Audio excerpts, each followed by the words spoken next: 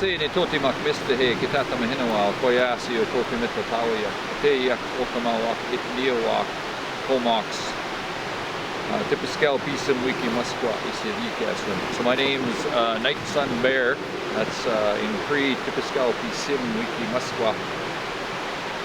And I'm from Fort Chipewyan, Alberta. My grandfather is Joe Cardinal. He was born out of Wabasca, Alberta, and resided in Fort Chipewyan, which is my grandmother's territory, Louisa Tourangeau of the Chipewyan Nation, or the Dene people. It's the same nation. And my great-grandfather is Jean-Baptiste Cardinal, Cree-name Wicklapan. And my great-grandmother is Maria Powder of the Stoney Nation. And my father and my grandfather, Elmer Mills and Don Mills, are on the Irish side, or from Belfast, Ireland. That's who I am. And I just wanted to bring you guys out here to show you this beautiful place here, this healing place, this helping place.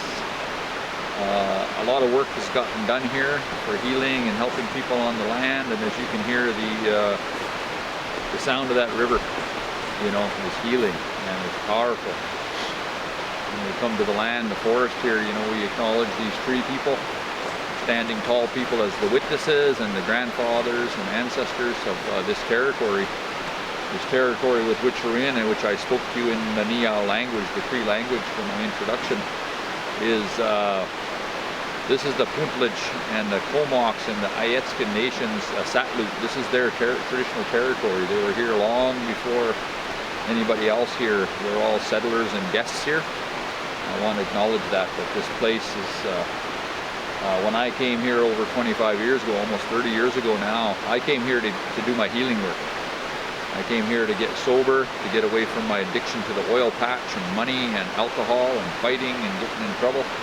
As a young Cree person, my learning about being Cree, being an indigenous man, was not good examples, because it was about fighting and drinking and getting in trouble. And it's all about, until you change your role models. And when I found better role models, elders, traditional people doing traditional things, then that transformed to what I thought Cree was. And I became that as I grew older and as I do that. So this land here is where I've shared a lot of my culture. Even though I'm not in my territory, a lot of people like to access this thing we call smudging, is what we're doing here today. This ceremony alone that Tim has been showing you is a ceremony all by itself. And it's very common across you know, across the world, really. There's some form of this across the world, this smudging and stuff. So we do that as a precursor to everything we do, to make the way for something good to happen. You know, to make the way for, to prepare ourselves to do something important. You know, so I'm going to ask Tim to smudge me. I don't mind talking a little bit about it, and then I'll smudge, but when we take that sacred plant called sage or sweetgrass or cedar, we give any one of those three plants, and tobacco. Tobacco is the chief plant. Any one of these plants, if we give that to one of the four elements, it transforms for us. We release the spirit of that plant. And so the plants are so important. When we pick them, we lay tobacco and an offering down, and we pray to the plant people, hey, we need your help. You know, our people need help. And then we work with the spirit of the plant. That's the work I do. I work with the spirit of things. It's a spiritual stuff I do around prayer and ceremony. When I'm working with human beings, I'm working with their spirit. You know, that's my job. When I'm working with addictions, I'm working with not only the good spirits of that person, but the bad spirits that have attached to them. And we use these medicines to remove those negative spirits, those negative energies. And when we take that tobacco and we give it to the earth, the water, the air, or the fire, we release the spirit of whatever we put into that tobacco, that prayer, or that offering, that asking gets released. It's the same as when we add the element of fire to that sage, like Tim has done here, and it releases the spirit of that plant. And we can put our thoughts and prayers in there, and that goes to the Creator. And you can see that disappear, eh? You know, right in front of us, huh? I'm just gonna smudge the foot here real quick.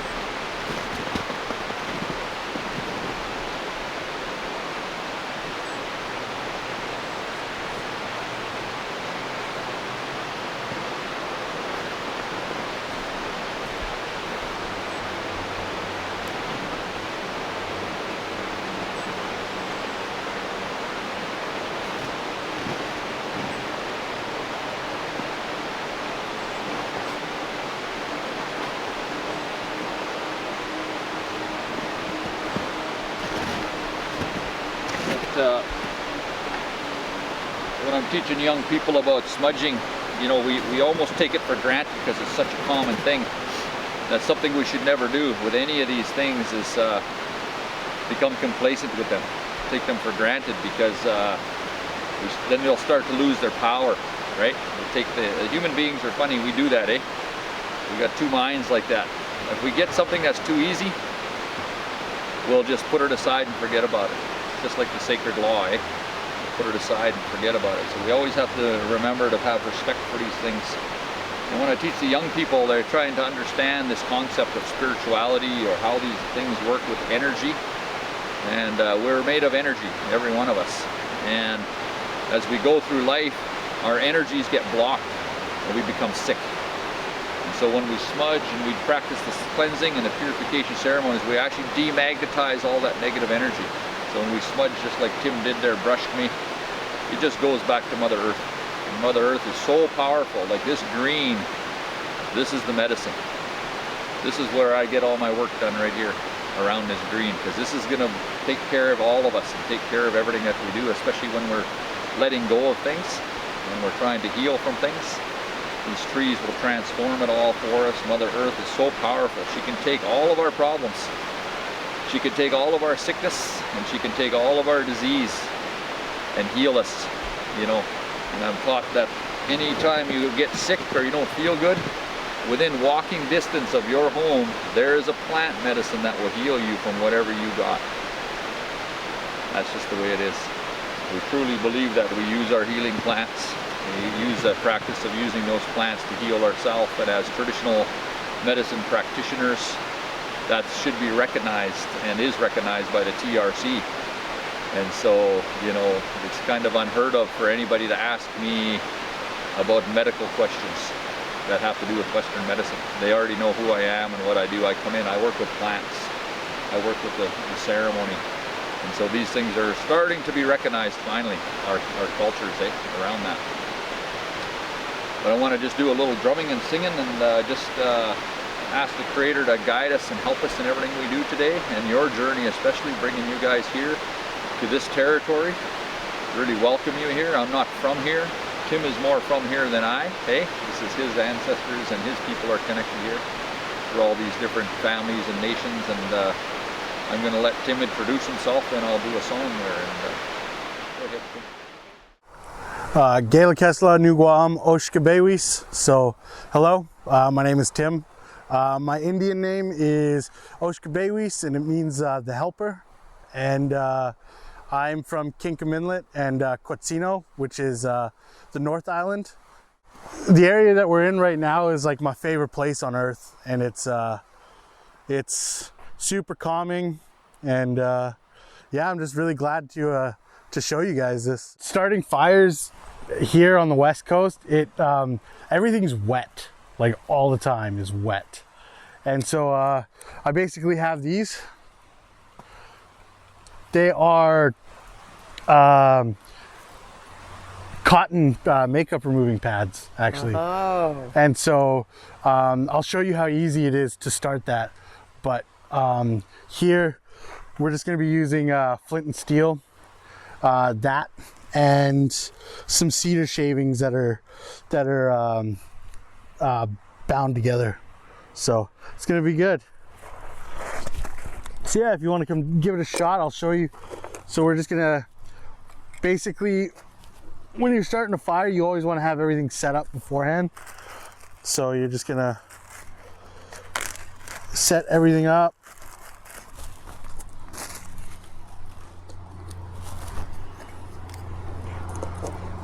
So so go like this. Just put your thumbs out. Yep. And then just keep rocking back and forth. And that's what's actually going to light on fire. Okay, I see. So I take the cotton pads, I actually dip them in wax, and it makes them completely waterproof. Like we could submerge that and then just break another piece off, and it's good to go. But yeah, basically what I do is I just kind of set this up, because this will be your, this and that is just taking your first 2 steps out of starting a fire, getting your tinder and kindling and stuff. You just condensed it all into one, and it all should just light up pretty fast. So what is this made of? So this is just a paper cup. Okay. And some wax and some cedar shavings. Okay, cedar shavings. Yeah. So for me, I like just setting up everything, kind of just pile everything around this. Okay. And then so because you want everything to go pretty easy, right? And usually a lot of people they mess up starting a fire first because they try to rush everything, right? Mm-hmm. And so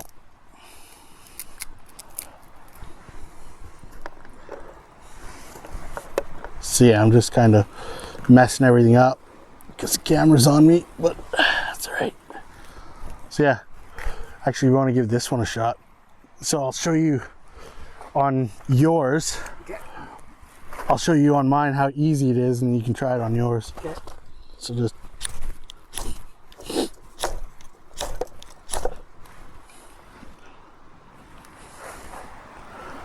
Let's see. so yeah. Okay. Pressure's on me now. So I strike which against this? You want to hold it like this. Okay, show me again. And straight And then down. yeah. Okay.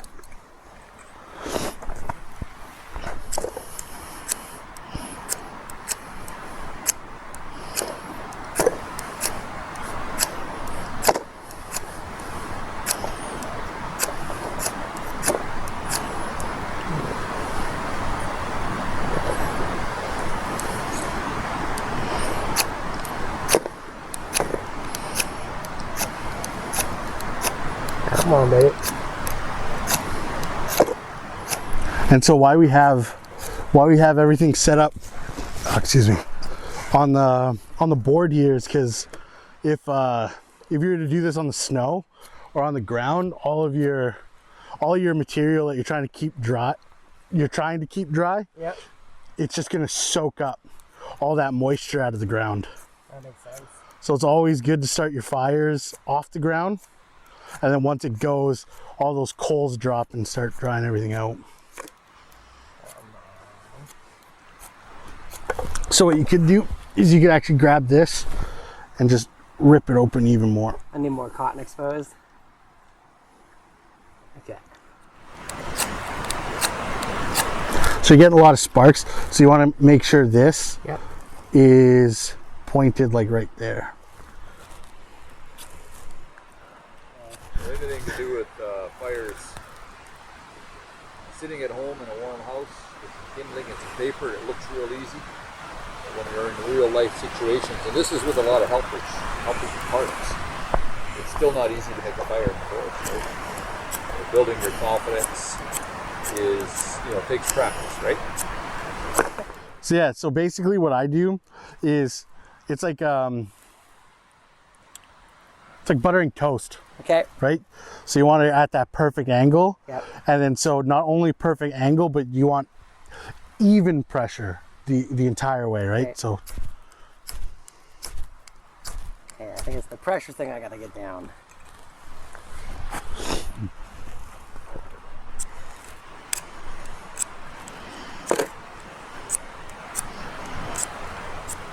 so another way that I can do it too and show you is instead of moving this, Yeah. right, you can actually just move the rod. Okay, show me that. So you can just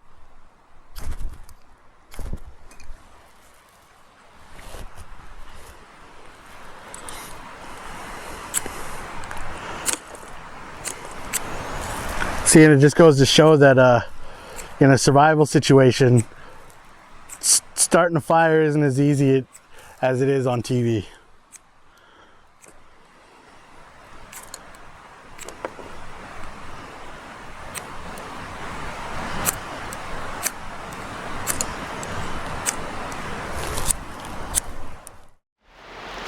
Okay, well, you know, like Tim, in case you're learning there, yeah, making a fire, it looks easy, but Tim's been practicing a long time, all the time, right, since he was a little guy.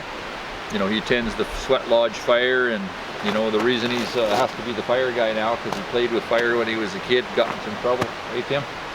Yeah. So I made him be a fire tender, and now he's in charge of learning to respect the spirit of fire, right? It's such an important thing when we talk about those elements. But this will save your life. You know, it'll keep you warm, and psychologically, it'll make you feel safe. It'll give you some comfort when you're in the forest, right? And when we take young people to the land and teach them outdoor survival, we do that so we can build their confidence for when it's time for them to do their solo vision quest. They're crying for a vision, to give them that opportunity to feel safe out there, to have the confidence to build a shelter, to survive the night in the cold if they can't get a fire going. And like we talked about, it's very dangerous territory here. It's wet. It's easy to get lost in these forests because they're so thick. And if you have some training, then you can be out here with some confidence, right, and not be lost. But the healing aspect to it is unbelievable. Like when you take a young people and you show them, just giving them activity, you're not like walking out with them and saying, we're going to do some healing work. We come out for a reason. We teach, we do a workshop, we do activities, we learn to camp, we learn to build community together. When you have lots of people, you have to work together to survive in community in a camp. Every little piece of that is healing, and especially if we're going to do a ceremonial camp, which is we have a reason to be there. We're all following the same vision. There's some young people going to go out and do a solo quest, someone's going to Sundance, or something's going to happen. That means we all came collectively one-minded to work together, and that brings us back into the ancestral communal living like our ancestors did. We never lived for ourselves. In the forest here, we live for each other. So it's a community mindset, and that's something that we've lost in modern society. So we're building a community mindset that we're all going to work together for the same goal, and what one person does affects the other person. And so we want to contribute in a good way. And in the old days, you can imagine survival. This is cultural. Surviving in the land is cultural. If you cannot survive on the land, you're not anywhere close to what your ancestors used to do. Our ancestors, just lighting the fire, finding the plant food that you can eat, acquiring nourishment is something that our ancestors did every single day to survive, even in our grandparents' time and parents' time. So having that capability to light the fire is number one, and to build the shelter. You know, and there's so many ways. Tim brought some helping tools here. He has the flint and steel. Sometimes we make it right out of that wood. We'll make a bow drill, but it takes so much dedication and time and energy, and you should see young people and like Casey, that dedication to not want to give up. What a determination, you know. That's such a powerful gift to have, especially when you're using a bow drill or something, to be able to keep going and get a little bit of smoke, and you should see the smiles of people when they get a little bit of smoke, when they get something going, eh? It's so important. But some of the things that Tim didn't acquire at home, you can find right out here in the forest too. You know, you got to remember it's very wet around here. But this is fuel right here. See this here? This is sap. This is fuel. This will burn like the wax burns. So this is actually can do the same thing. So when we go looking for this stuff, whenever we're walking in the forest, we call it sourcing. Even if we're not lighting the fire yet or doing anything, we're always watching in the forest for what can I use later on in the day? What can I use to light the fire later? You know, and I'll dig around in my pockets and I'll find a piece of paper, or I'll find anything that I can find to burn. I'll already start making myself a fire bundle in my pocket, and I'll keep that. Even if I had a dry shirt, I could start peeling a piece of the thread off all the way around my shirt. I could bundle that thread into this sap, and I could start gathering that. Short of me trying to find inner bark that's really dry, and we take the inner bark and we turn it into fibrous material, just like you would get the dryer lint, the same as we could use for fire starter. So another thing we look for with the sap is inside the stumps out here in the west coast, hemlock and some of these other stumps. You can break those stumps apart because they've been there so long, and you could find candlesticks is what we call it. So what it is just wood that's been saturated by the sap. So it's a very shiny piece, and you pull it out, stick it in that fire and light it. It's like a candle, and that'll help you get a fire going too out here. You know, and then once you're on this land, there's very little for us to say about how to heal on the land. Just being here is enough. Sleeping here by a fire is healing. Being by this river is healing. And so all we do and need to do is get our young people to the land. And when that happens, transformation takes place. When we add the element of ceremony with the sweat lodge, with the vision quest, with the sun dance, anything like that, we now have something else taking place. It's called spiritual intervention. And when we have spiritual intervention, we have the ability to transform our life by how we behave today. How we work together with our community will now transform into our life outside of the camp. So if you spend a significant amount in the camp or on the land, doing ceremony with elders, working with the land and learning how to respect that in a good way, it's going to transfer back into your life. And I know this for sure because this is our teachings, that whatever you do in these 4 days of ceremony, whatever you do in that sweat lodge for 4 doors, will be a reflection of what's going to happen when you leave. So imagine that power, eh? I actually have control and say what's going to happen after I leave by how I respect my brothers and sisters around me, by how I treat myself and heal myself, and more importantly, the prayer and the ask that I give to the Creator and say, I need help with this. We call it humility. We become humble. And sometimes it takes being on the land and going through some challenges and struggles to get humble. And when we become humble, our heart is open, our spirit is open, our mind is open, and then we start to heal and we transform our life. And it's a beautiful thing, you know. And I just wanted to lend that this is just not a campfire. This is just not a place we're going to cook some bannock today. This is all medicine. And when we eat food, we call it pamitsuin in Cree. It means medicine. It means to eat, but it means to live. Eating and to live is the same word.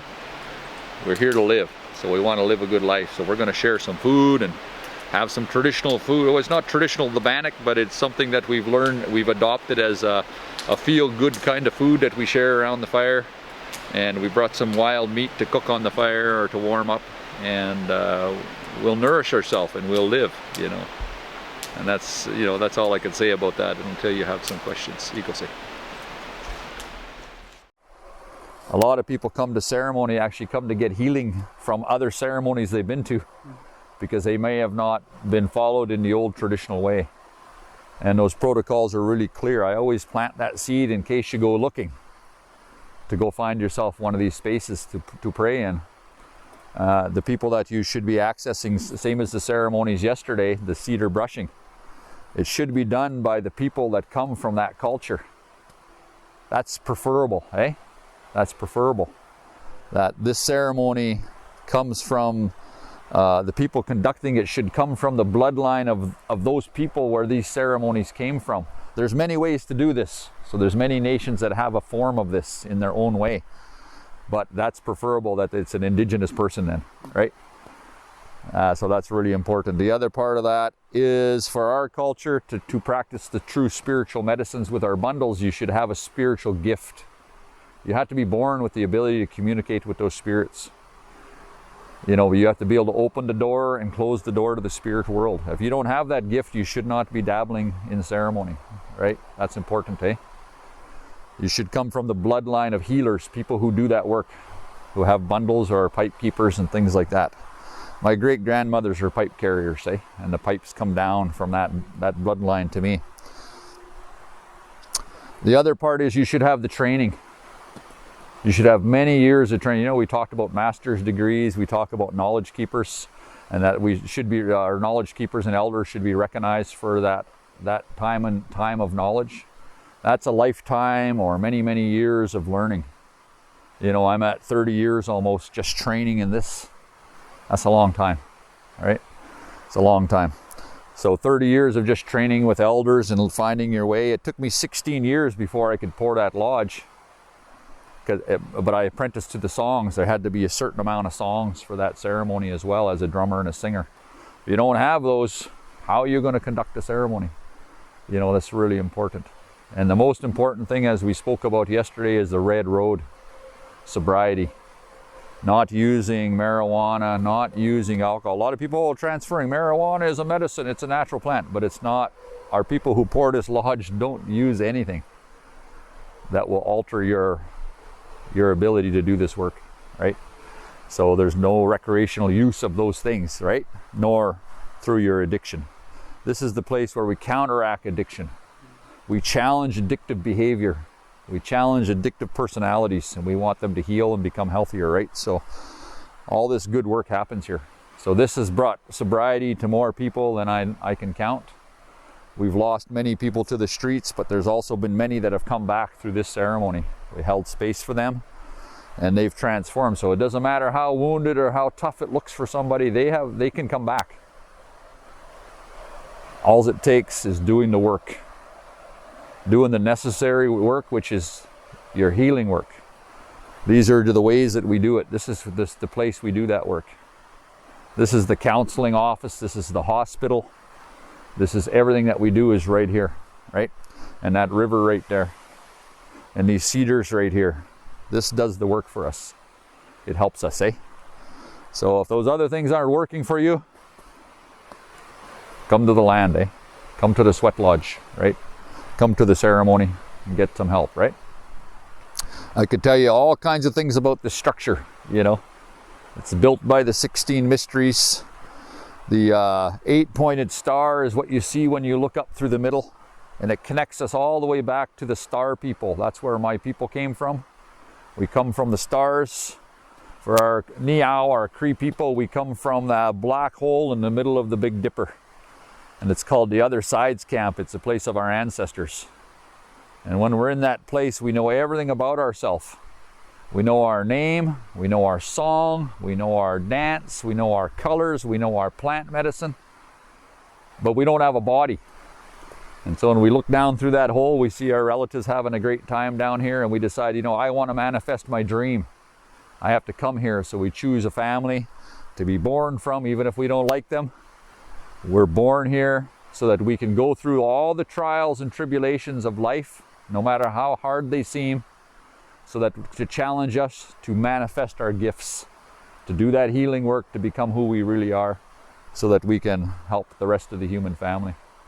You know, and when we're first born here, we're born in the place called the Great Forgetting. We're distracted from who we really are, and we forget. And so when we become, that's why we have the ceremony. So when we come back to ceremony often, we come back to dance, we come back to vision quest and rites of passage, is to tell us who we are and remind us. So that when we finally become a conscious human being, like any of you young people 30 yet? 130, yeah. Your brain only gets fully developed at 30. That's truly when you start really going down that path of being the helper, right? Because the rest of the time you're trying to figure out, who am I? And then it's all intact by then, right? And you move along in your journey, right? We've lost a lot of young people. They never straightened out until 30. A lot of them are very fortunate, you know, like Tim and a lot of yourselves. If you weren't caught up in deep addictions, you know, and some of our young people today don't have any use of alcohol or drugs at all. What a beautiful thing. So that stereotype and that mold has been broken, you know, and that's the beautiful thing. And our goal as Indigenous people doing all this, even though we're here to do our healing work, we're here to get right and stay right with the Creator and the sacred law. And if we do that, our children, there will be a time when they'll never have to do their healing work. They won't have any healing work to do. That's the goal. That's what we're doing here. It's very simple. That's all that's happening. It's probably right across Turtle Island and most Indigenous communities. It's about being healthy enough and a healthy community enough that our children will never be traumatized, abused, hurt. That's where we're going, hey? That's what it's all about in the end, hey? So we all have that responsibility when we do our work and we do this work, eh?